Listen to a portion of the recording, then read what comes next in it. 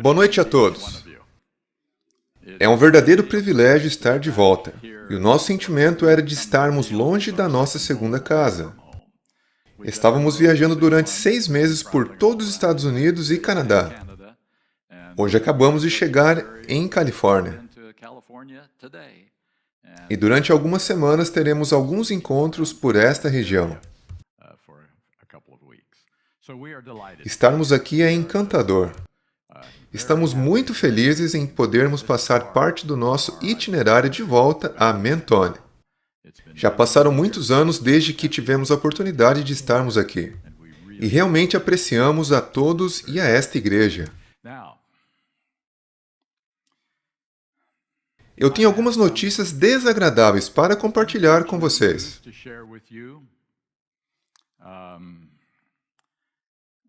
Há 33 anos eu tenho feito esta obra. E sempre houve uma quantidade razoável de discordâncias e incertezas sobre várias coisas. E algumas pessoas gostam do que eu tenho a dizer e outras não. Vocês sabem como é isso. Mas no ano passado, eu nunca vi um ataque feito contra a verdade presente, pelo menos a verdade presente que eu conheço, que outros têm compartilhado ao longo dos anos e não apenas eu. Eu nunca vi um ataque contra a verdade presente como no ano passado. 4 livros foram publicados no mesmo período, e isso certamente não foi um acidente. Todos com um único objetivo: destruir qualquer ideia de uma última geração que vindicará o nome de Deus pela vitória sobre o pecado. Esse foi o objetivo destes livros. Falarei mais especificadamente sobre isso amanhã à tarde. Portanto, este ano eu decidi que minhas palestras nessa igreja, pois vocês me conhecem.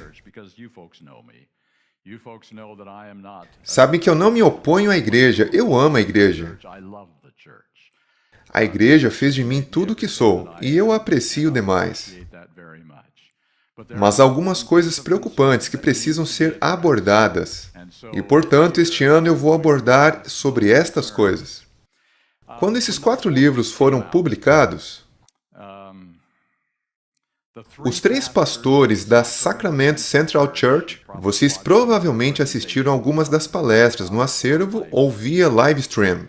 Os 3 pastores decidiram que algo precisava ser feito. Então eles organizaram um seminário no qual alguns indivíduos foram convidados para palestrarem. Um deles foi o Dr. Damstein, um professor aposentado do seminário Andrews. E um outro foi o pastor Larry Kirkpatrick, pastor desta igreja durante vários anos. E um outro foi o Dr. Norman McNulty. Alguns de vocês devem saber que ele foi um dos fundadores da Adventist Hope em Loma Linda e do Audioverse. Se vocês já ouviram o Audioverse, ele foi um dos fundadores. Então nós somos agraciados que ele, que agora é médico em Tennessee, estava disposto a fazer parte deste seminário na Sacramento Central, que aconteceu na primavera deste ano.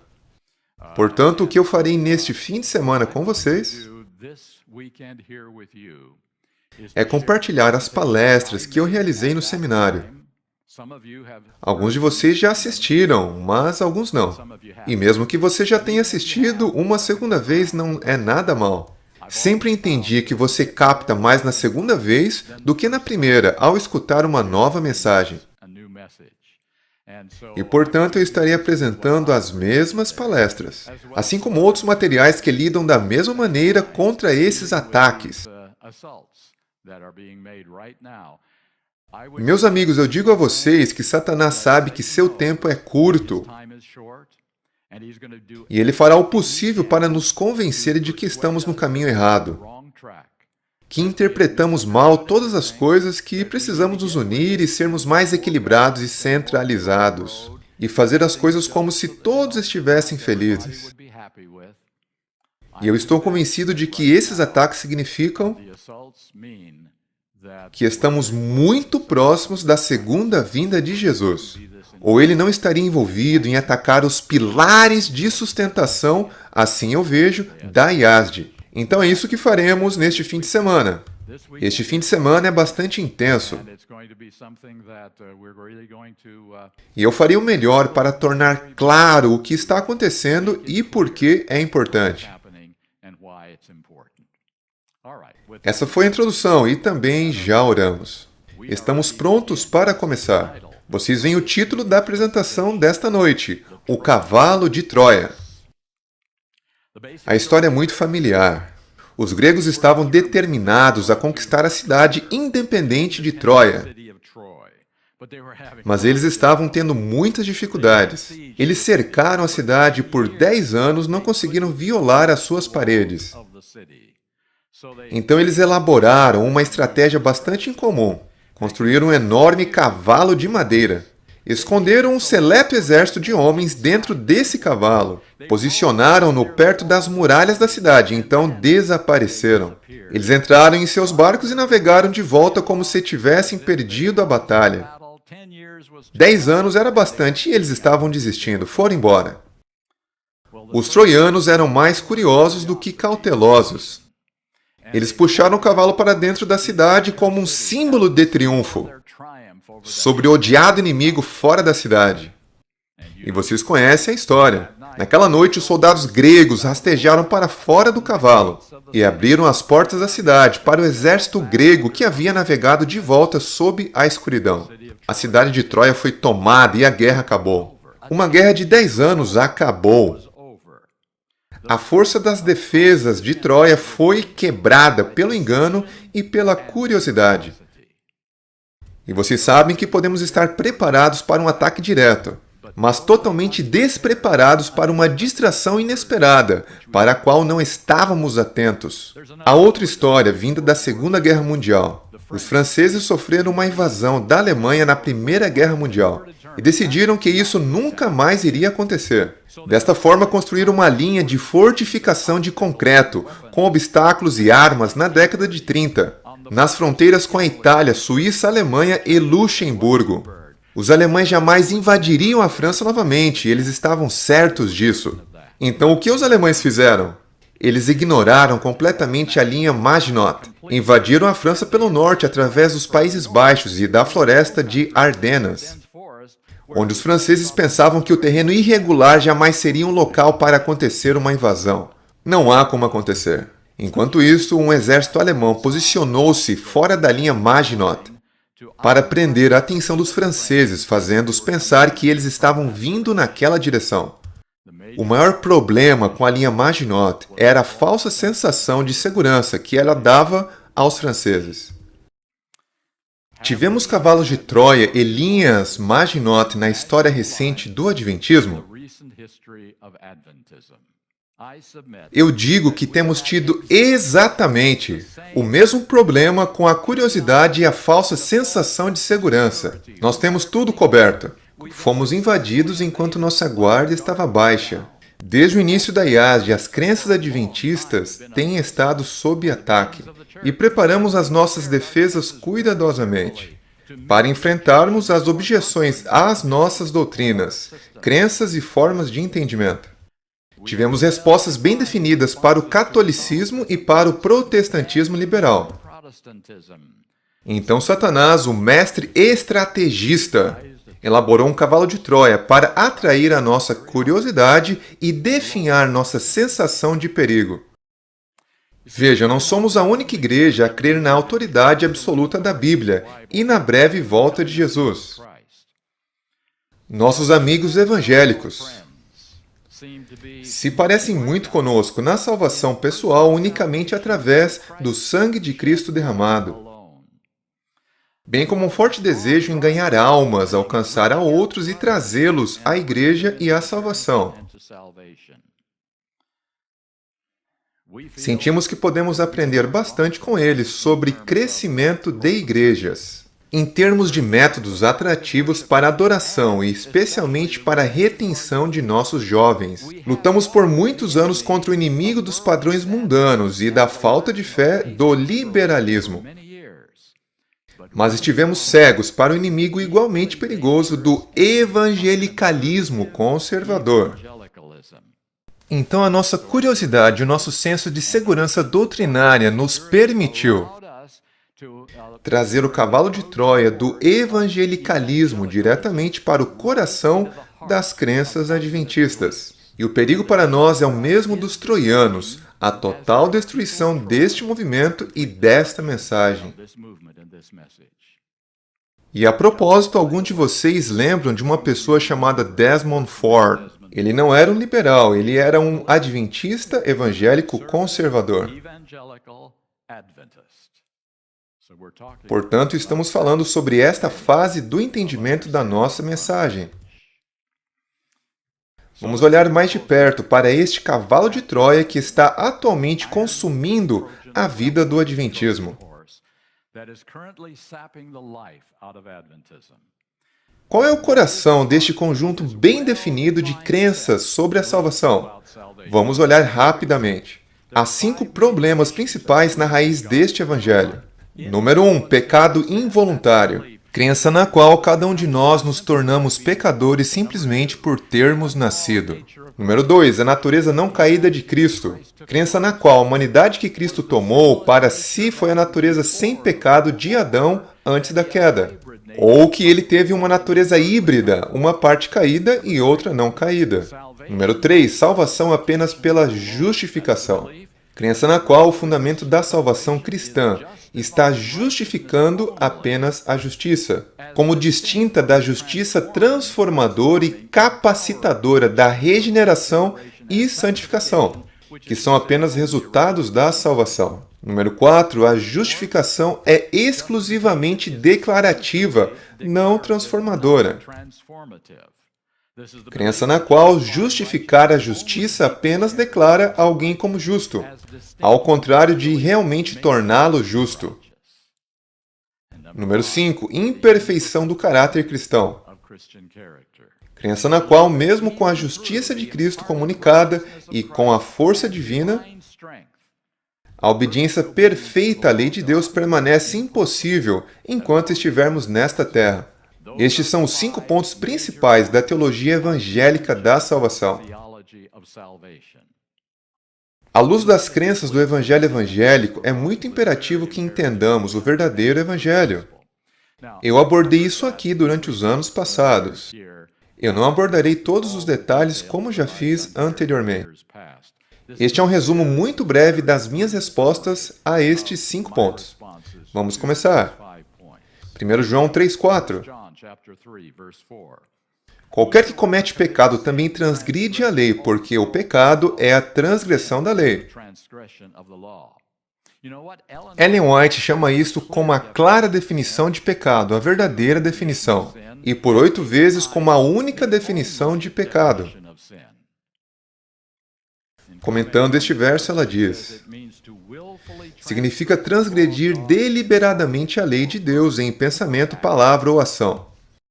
Tiago 4,17. Portanto, aquele que sabe fazer o bem e não o faz, comete pecado. Para aquele que sabe o que é certo e errado. João 9,41.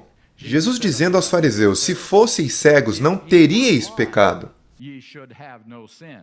A cegueira aqui significa ignorância. Mas como agora dizeis, não vemos, nós entendemos, somos inteligentes.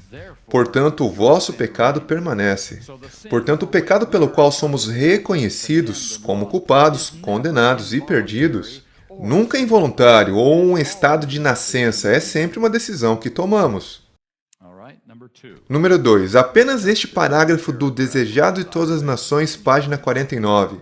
Teria sido uma quase infinita humilhação para o Filho de Deus. Revestir-se da natureza humana, mesmo quando Adão permanecia em seu estado de inocência, no Éden. Mas Jesus aceitou a humanidade quando a raça havia sido enfraquecida por 4.000 anos de pecado. E aqui está a frase principal. Como qualquer filho de Adão, que sou eu e você, aceitou os resultados da operação da grande lei da hereditariedade. O que estes resultados foram manifesta-se na história de seus ancestrais terrestres. e veio com essa hereditariedade para partilhar de nossas dores e tentações, e dar-nos o exemplo de uma vida sem pecado. Este parágrafo sozinho diz que Cristo não se eximiu da nossa natureza, então ele poderia ser tentado da mesma forma que nós somos, tanto externa como internamente por sua própria natureza. E a maioria de nossas tentações mais poderosas vem de dentro, da nossa própria natureza. Números 3 e 4. Mensagens Escolhidas, volume 1, página 394. Tendo-nos feito justos mediante a imputada justiça de Cristo, Deus nos pronuncia justos e nos trata como justos, sendo, pois, justificados pela fé. Meus amigos, a justificação nunca pode ser limitada apenas a uma declaração. É sempre um processo transformador. Isso nos torna justos antes que Deus nos declare justos, ou então Deus estaria dizendo uma mentira. E então, número 5, 2 Coríntios 10, 5, destruindo imaginações e toda a altivez que se exalta contra o conhecimento de Deus, e levando cativo todo pensamento à obediência de Cristo. Vocês acham que cada pensamento de Cristo estava cativo ao seu Pai? Olhem para os resultados em sua vida. Por que isso não poderia ser o mesmo conosco? Em Nos Lugares Celestiais, página 146, vejam como isso começa. Todo aquele, isso é, cada um de nós, todo aquele que pela fé obedece aos mandamentos irá, não é poderia ou deve, irá alcançar o estado de ausência de pecado, no qual Adão viveu antes de sua transgressão. Uma das mentiras de Satanás mais aceitas dentro do mundo cristão e até mesmo do Adventismo é que a perfeita obediência a Deus é impossível, pois nós temos uma natureza caída. Isso não pode acontecer. Uma observação aqui. É muito importante relembrar que esse tipo de maturidade de caráter, sobre o qual estas declarações se referem, é que isto não é um requisito para a salvação, como demonstrado pelo ladrão da cruz. Lembram dessa história? Ele certamente não era maduro espiritualmente. Se ele tivesse saído da cruz, teria tido algum crescimento semelhante a todos nós. Mas ele entregou com fé a própria vida para Deus, desejando fazer e ser aquilo que Deus mandasse. E isso é o que Deus pede de nós, se quisermos ter um relacionamento salvífico com Ele. Entrega absoluta de nossas vidas a Ele. A maturidade de caráter ou perfeição é para um propósito completamente diferente, e nós iremos dar uma olhada nisso. O Desejado de Todas as Nações, página 671.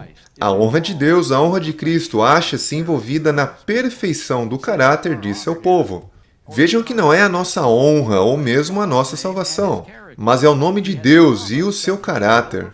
Ele prometeu que irá tornar perfeito o seu povo, e a pergunta é, ele pode fazer isso? Ele foi longe demais ou essa promessa será mantida? Parábolas de Jesus, página 73.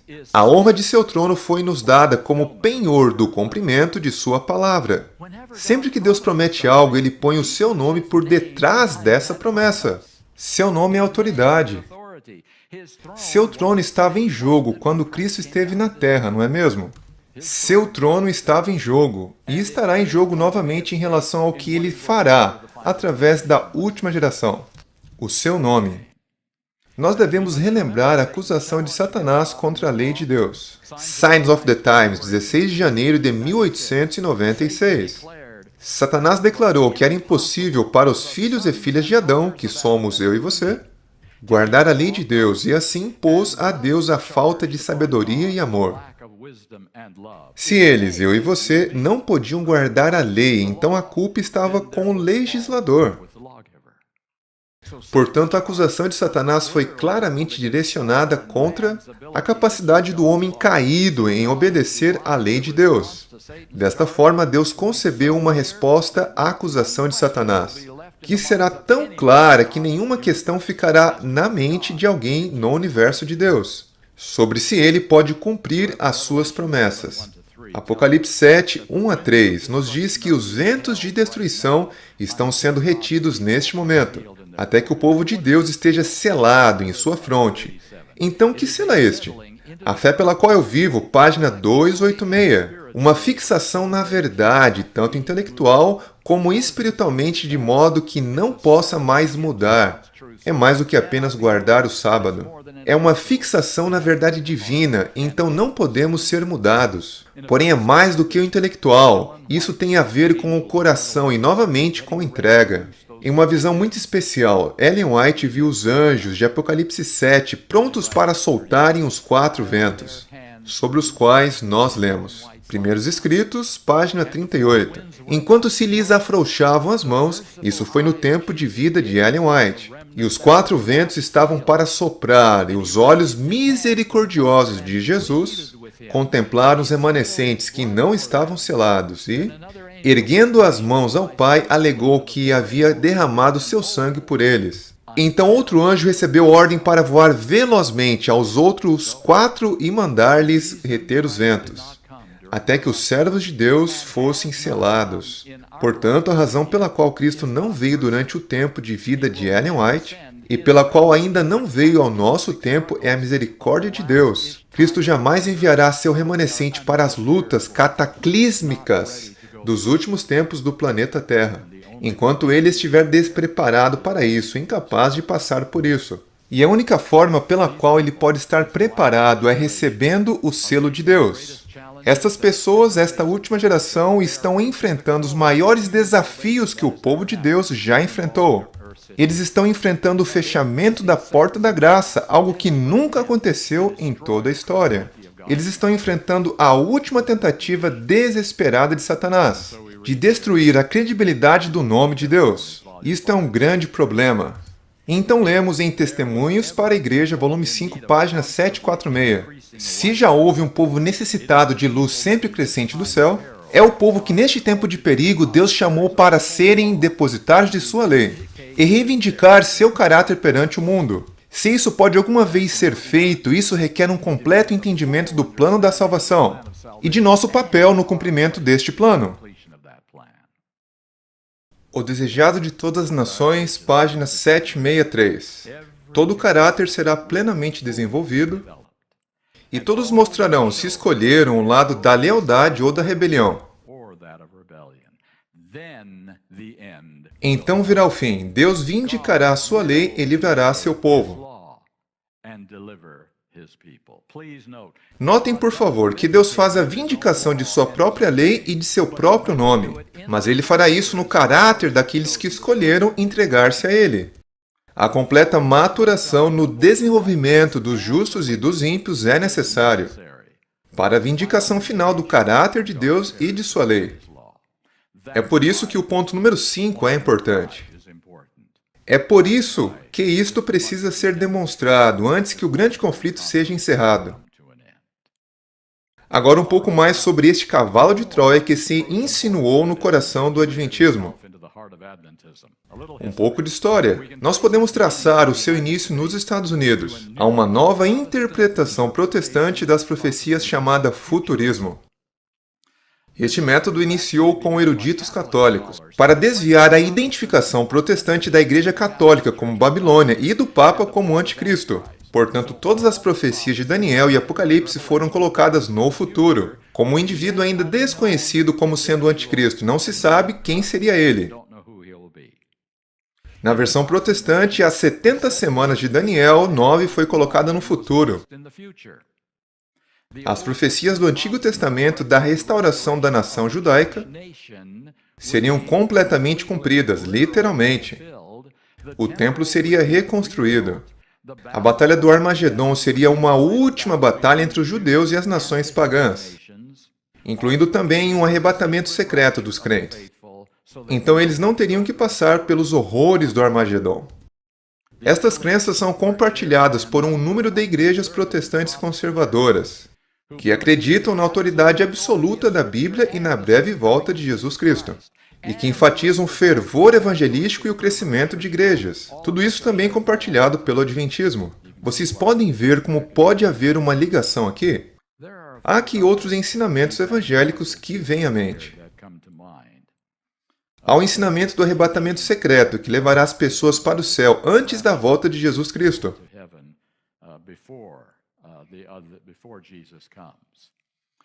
Há o ensinamento da imortalidade da alma. no qual as pessoas vão para o céu ou para o inferno logo após a morte. Há o ensinamento de um fogo no inferno que queima eternamente. Todas estas são crenças comuns deste sistema evangélico. E claro, o sábado não pode ser tão importante.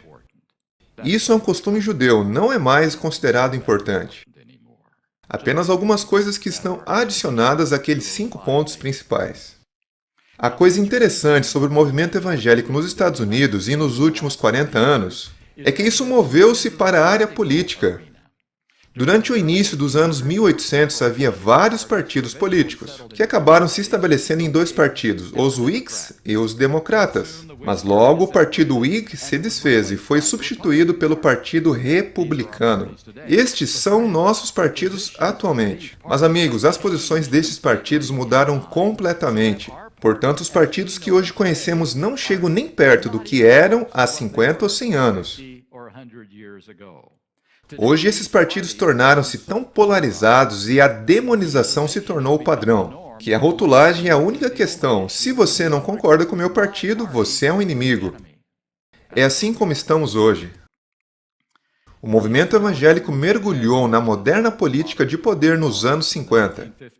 A religião e a política começaram a formar uma aliança. Billy Graham e outros evangélicos começaram a promover o anticomunismo. Uma nação debaixo de Deus tornou-se um slogan durante esse período. Líderes religiosos começaram a promover a livre iniciativa e grandes negócios. Eles falavam sobre os Estados Unidos como uma nação cristã, e houve até mesmo uma proposta de emenda constitucional sobre a defesa de orações escolares em escolas públicas. Vocês estão familiarizados com tudo isso. Como a teologia evangélica tornou-se cada vez mais ligada à política, uma coisa interessante aconteceu. Já que os evangélicos eram principalmente conservadores, acreditando na autoridade da Bíblia, as suas inclinações políticas tornaram-se exclusivamente conservadoras. E a teologia evangélica começou a ficar em segundo lugar para a política evangélica, política conservadora. Os evangélicos viram a política conservadora como a única forma de realizar uma mudança moral na América, para salvar a América.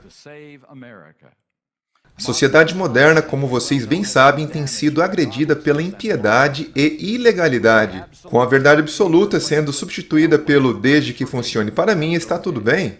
Os limites da sexualidade estão sendo irremediavelmente obscurecidos, como vocês sabem. Então, o conservadorismo evangélico uniu-se permanentemente à política conservadora, como a única forma de vencer a degeneração moral em nossos Estados Unidos e para preparar o caminho para que Jesus volte à Terra, para seu reinado de 1000 anos que ele vai estabelecer aqui, que é uma de suas crenças. Logo, desde que os adventistas compartilham muitas preocupações sobre a América com os evangélicos, foi muito fácil concordar com eles sobre a política conservadora como sendo a única forma de anular a influência corrosiva das crenças religiosas liberais combinadas à política liberal. Novamente, nossas defesas contra o liberalismo fora de nossos muros nos levou a ignorar o perigoso cavalo de Troia da religião e da política conservadora unidas, invadindo as nossas mentes e nossas igrejas. Se apenas tivéssemos seguido o conselho sábio e inspirado de Ellen White para livrar-se de questões políticas, talvez não tivéssemos escancarado as portas para o cavalo de Troia. De repente, uma nova questão surge na aliança religiosa evangélica com a política, chamada aborto. Agora, eu quero deixar muito claro que o adventismo é contrário ao aborto sob demanda como um método de controle de natalidade. Somos totalmente contrários. Estou falando aqui sobre como o aborto tornou-se uma questão política em 1968. Mesmo a Christianity Today, uma revista evangélica, se recusou a chamar o aborto de pecaminoso, isso em 1968. Em 1971, delegados da Convenção Batista do Sul permitiram o aborto, dentro de certas circunstâncias definidas, o que eles reafirmaram em 1974 e 1976. Mas em 1979, a oposição ao aborto tornou-se um grito de mobilização para os evangélicos. devido à influência de um ativista católico, que cunhou o termo moral majoritária e viu a efetividade da questão do aborto, em derrotar alguns políticos liberais muito proeminentes em 1978. Isso resultou na moderna direita religiosa, como conhecemos hoje, e na Aliança Católica Evangélica, que acredita que a moralidade pode e deve ser uma questão de legislação política. Tem as pessoas certas eleitas e elas farão o trabalho. Em 1984, um governador de Nova York disse: "Estamos pedindo aos governantes para tornarem criminoso o que acreditamos ser pecaminoso, porque nós mesmos não conseguimos parar de cometer o pecado. A falha aqui não é dos Césares, a falha é nossa, a falha de todo o povo de Deus." Agora não se engane, o uso do poder civil pelo cristianismo apóstata está fazendo da coerção um substituto para a conversão e levará diretamente à formação da imagem da besta. É muito importante que em agosto de 2018, há apenas um ano, um jantar especial foi realizado na Casa Branca para 100 líderes evangélicos, para celebrar a liderança evangélica, especialmente na política. Seria bom recordarmos que a liberdade religiosa significa duas coisas diferentes para os adventistas e para os evangélicos. Os adventistas querem permitir liberdade de consciência para todos, especialmente para crenças religiosas minoritárias. Nós defendemos a liberdade para católicos, protestantes, budistas, islâmicos e até mesmo ateístas.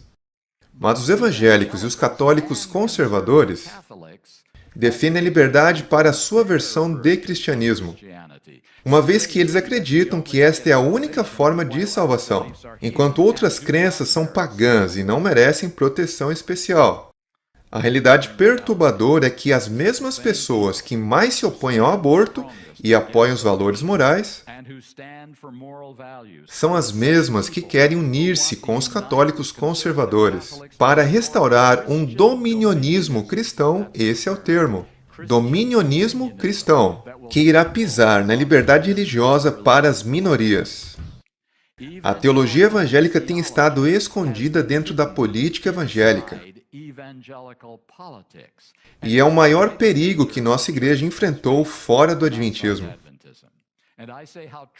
Como é trágico que a teologia evangélica tenha penetrado tão profundamente na teologia adventista, que estamos promovendo isso nos mais altos níveis acadêmicos e marginalizando as crenças daqueles que acreditam no adventismo genuíno, chamando-os de fanáticos e de grupos irrelevantes. Bem, este é o cavalo de Troia que está fascinando o adventismo neste momento. E nós o permitimos em nosso meio, ameaçando nossa razão de existência. Formamos nossa linha Maginot contra os ataques do inimigo. E Satanás ultrapassou nossas defesas cuidadosamente preparadas, parecendo ser nosso amigo e aliado, já que também nos opomos a coisas como o aborto e a homossexualidade. Estamos sendo arrastados para a sujeira do envolvimento político e parece que não percebemos que a mensagem evangélica e a política evangélica são cisternas quebradas. Eles são o falso profeta do Apocalipse, Babilônia, com as mãos estendidas através do abismo para formar a imagem da besta. E eu pergunto, podemos realmente confiar e nos aliar a um movimento porque ele apoia algumas vertentes da verdade? O exército fora dos muros também está escondido dentro do cavalo enquanto dormimos. E então, esta é a apresentação bastante breve que eu gostaria de fazer hoje à noite,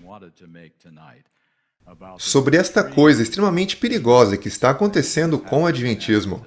Precisamos desesperadamente voltar aos nossos pioneiros adventistas, que se recusaram a se envolver com partidos políticos. Sim, eles defenderam questões morais, como a temperança e a liberdade religiosa. Eles se opunham a erros na sociedade como a escravidão, desafiando até mesmo leis imorais, como a lei do escravo fugitivo. Mas eles nunca apoiaram os partidos políticos da sua época e se recusaram a se envolver na sujeira da política de poder, como estamos vendo nos nossos dias. Meus amigos, nós estamos aqui para dois propósitos principais. Estamos aqui para preparar o nosso caráter para recebermos o selo de Deus e colocar o último prego no caixão das mentiras de Satanás, de que a lei de Deus não pode ser obedecida. Ele está pedindo muito de nós. E segundo, preparar os nossos corações para estarem prontos para a chuva serôdia e levar esta mensagem de verdade para cada canto do planeta Terra. Mateus 24:14 verá o seu cumprimento com o evangelho sendo pregado por todo mundo. Então Deus poderá finalmente dizer o que está em Apocalipse 14:12. Aqui estão aqueles que realmente guardam os meus mandamentos. Mundo, olhe para eles. Universo, olhe para eles. Satanás, olhe para eles. Tuas mentiras estão derrotadas. Eu apenas quero que este dia chegue em breve. Meus amigos, este problema não está indo embora. Ele está ficando mais forte. E ele continuará crescendo até que estejamos enfrentando coisas que nunca vimos antes. Em nosso período de vida como adventistas do sétimo dia, neste país maravilhoso de liberdade religiosa, iremos ver algumas coisas por causa deste cavalo de Troia que está entrando em nosso meio. Nós precisamos identificá-lo, precisamos saber o que é isso. E amanhã, especialmente durante a tarde, eu estarei abordando sobre os pontos específicos desta mensagem que está vindo até nós de dentro do Adventismo. Como eu disse, 4 livros, sendo 3 do seminário da Universidade Andrews e 1 da Pacific Union. Estes livros que desafiaram tudo o que eu disse a vocês durante essa noite e que eu tenho dito durante todos esses anos que estive com vocês nesta igreja. Este é um final de semana muito crucial para que vocês entendam e estejam preparados para os enganos de Satanás. Vamos orar? Pai que estás no céu, eu oro, pois Satanás está planejando sua última tentativa de destruir esta mensagem e este movimento. Eu oro para que cada um dos teus remanescentes nesta terra possam estar preparados, sem nenhum atraso, para receberem o selo de Deus pela entrega do coração, rendendo tudo o que sabemos ser verdade antes que seja tarde demais.